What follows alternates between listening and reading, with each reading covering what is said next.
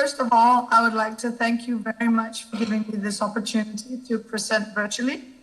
I'm very, very sorry I cannot be there in person for this very important event.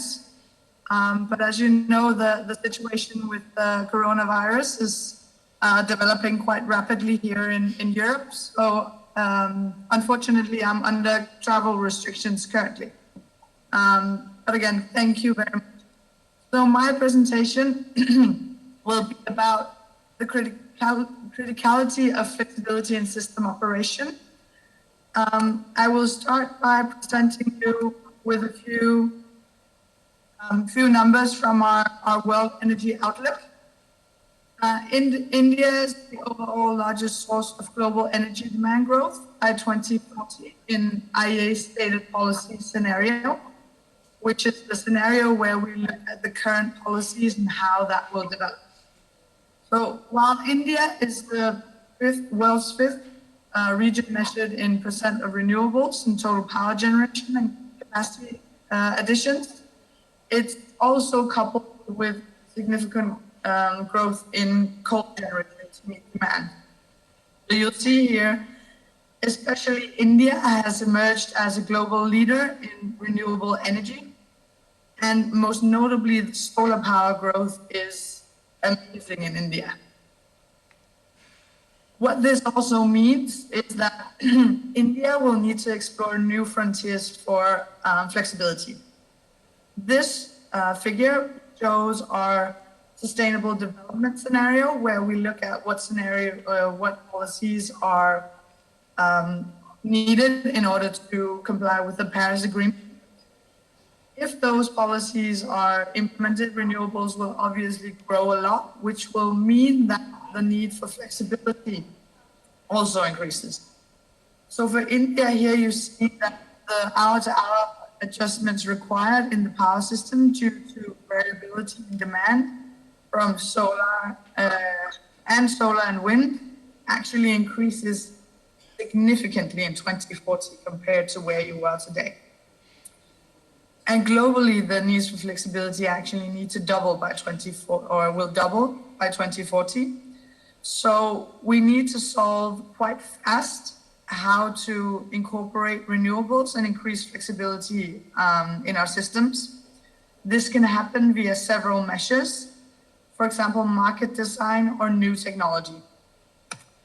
In our stated policy scenario, we also have a look at what are the sources of flexibility for India. Currently in 2018, we see a lot of the coal providing flexibility, but also interconnections, hydro and gas.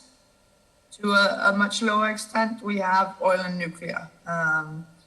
In 2040, we still actually see quite a lot of the flexibility being provided by thermal power plants. We also see an increasing share of the flexibility being provided by batteries, demand response, interconnections, and we see the flexibility from, for example, hydro falling in 2040. This means that the way the flexibility works in the Indian system come 2040 will actually change because of new technology or ramping up of technology like batteries and demand response, but also with interconnections. And when I speak about interconnections, I'm talking about interstate trade in India, as well as connections to other countries, like what is happening in South India or South Asia currently. So there are a lot of drivers around for system flexibility around the globe. We tend to divide these into commercial flexibility and more technical hardware flexibility. Within the commercial flexibility, between the space of commercial flexibility and hardware flexibility, we have a bit of a hybrid, I would say, which comes from system operation. So this is not represented in this picture, but it's at least as important that the operators of the grids take into account this flexibility as well. What we tend to see at the IEA is that industry and technology are often far ahead, but in order to enable flexibility, policies, markets, and regulations, as well as institutional reforms, are often needed. Because a lot of the time, and we see this not only in India, but in the rest of the world, as well as Europe and USA and other places in Asia, Africa as well, that the technology is there, but the institutional frameworks around it do not necessarily allow for the technology to deliver the types of flexibility it's actually capable of. So that is going to be extremely important as well going forward. And I do know that India currently is going through a lot of reforms and looking at how to do this. So that is perfect that India is thinking along these lines, which will make integration of renewables much easier, enabling system flexibility overall. So we have a modeling example of the thermal role of storage in India. We're seeing right now that potential solar curtailment can be high due to the installed capacity in 2050. And we are also seeing an increasing demand from cooling, which does not necessarily correlate with the PV production. So what can happen is that if we have thermal storage, that can take advantage of the currently, or without thermal storage, the solar production that would otherwise be curtailed, which can actually be shifted to the hours right after sunset and also alleviate some of the strain of the peak cooling demand in the electricity section or electricity system. If you want to look at this closer, this comes from a report that the IEA has done on the future of cooling. I've provided a link in these slides. Other than, as I said, for India, thermal generation will be very important for flexibility in the system. If we look at Maharashtra, for example, you see that in Q1, wind generation is supporting the demand. So there's a high correlation for when demand is happening and wind is generating. The same to some extent in Q2, but if you look at Q3 and Q4, wind generation is opposite of demand. Solar generation also remains low during July to September because of the rainy season and high during January to March. So ramping support from thermal generation is crucial to cope with the large-scale renewable integration and changing the load shape of the system. What we have here is an example from a generation pattern of the coal plants in Germany in May 2016. This has not changed. That's why we've not updated the example to a more current. But what you see here is that the coal plants are highly flexible. When the wind, for example, isn't blowing, you'll see the coal generation fleet ramping up from around 2,000 megawatts up to 13,000 megawatts of generation. And I know that some of you might think that this might not be applicable for India because some of the pushback that we get is that the technology in India is different. So retrofitting might not be possible, and some of the older plants might be exempt. And also that thermal or coal ramping might not be needed the next, let's say, 5-10 years. And there might be some validity in some of these arguments, but going even further, I don't think that a system without having ramping of the coal plants is feasible.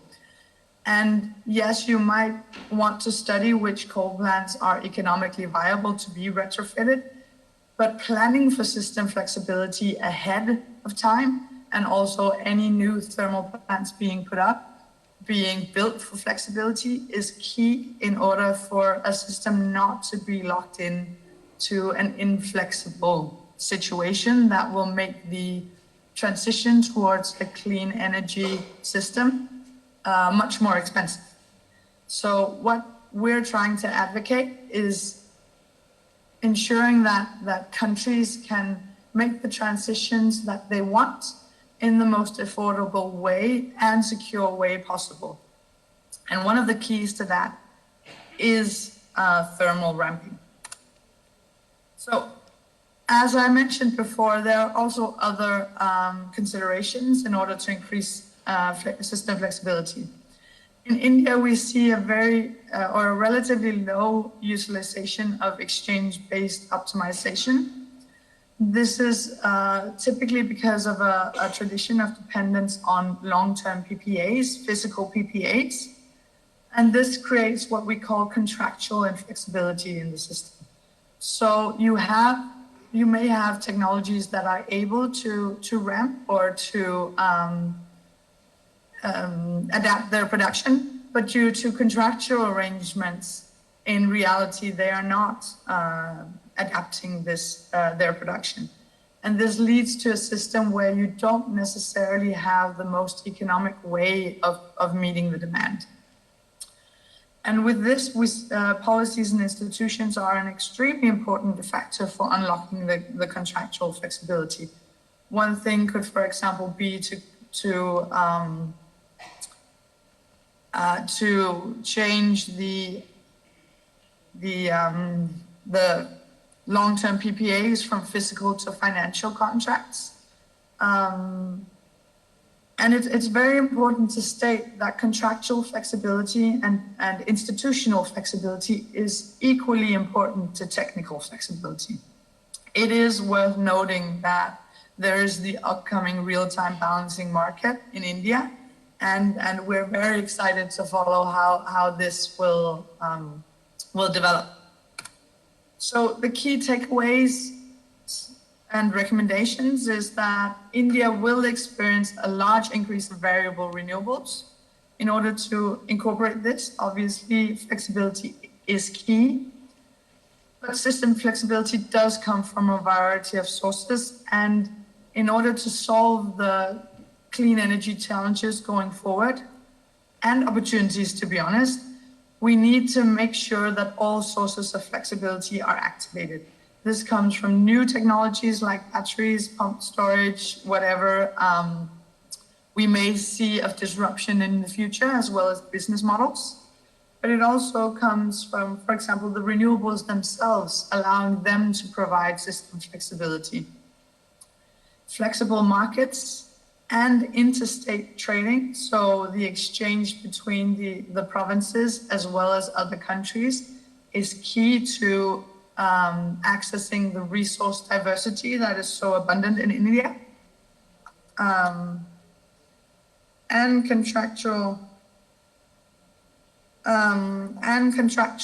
structures are extremely important. Lastly, looking at barriers to activate demand-side management is obviously also important.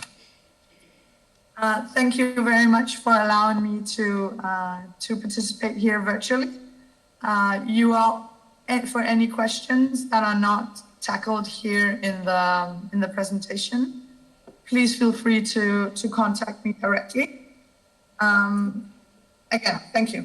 Yeah, thank you. We have time for maybe one or two questions before she signs off. Is there any question from anybody of this presentation? It's very interesting, the thought process of the IEA. If you don't have a question, I have a question. Okay, so I'm going to ask you a question, Randi. What do you think is the one or two IEA would recommend for India, as opposed to the fairly long list of what India should do? Yeah, well, I think for India currently, there is the low-hanging fruit is policy and market-based, because there is a lot of flexibility that's untapped in the system right now that could be solved through getting higher participation in the markets. So I think that is in the short term going to be key for India. Yeah. Yeah, okay. Mr. Vadua here. You mentioned about the possibility of converting the physical PPAs or a physical obligation of PPAs into financial PPAs. Can you just elaborate on that? Because that seems to be an interesting way of getting out of these inflexible contracts. Oh, I'm sorry, can somebody close to a microphone please repeat? That was a little bit unclear for me. You had mentioned a possibility or an option of converting the physical power purchase agreements into financial instruments. Can you elaborate a bit as to how it will help?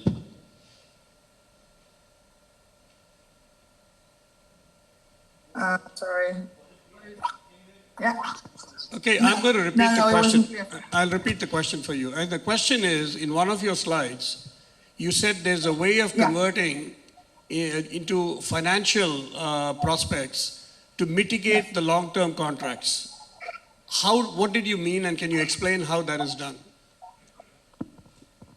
So what you see in other markets is that in order to secure revenue streams for both generators and consumers, you have actors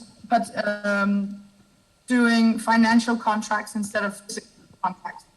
That means that the day ahead, on the day, the generators are selected based on their production cost.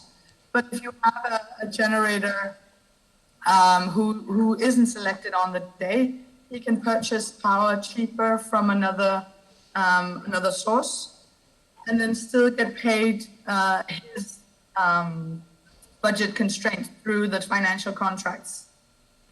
So one good example of this is for example in Northern Europe, where the contracting between generators and consumers are typically financial, and then all the physical power exchange happens in day-ahead markets and lower markets, so intraday balancing markets.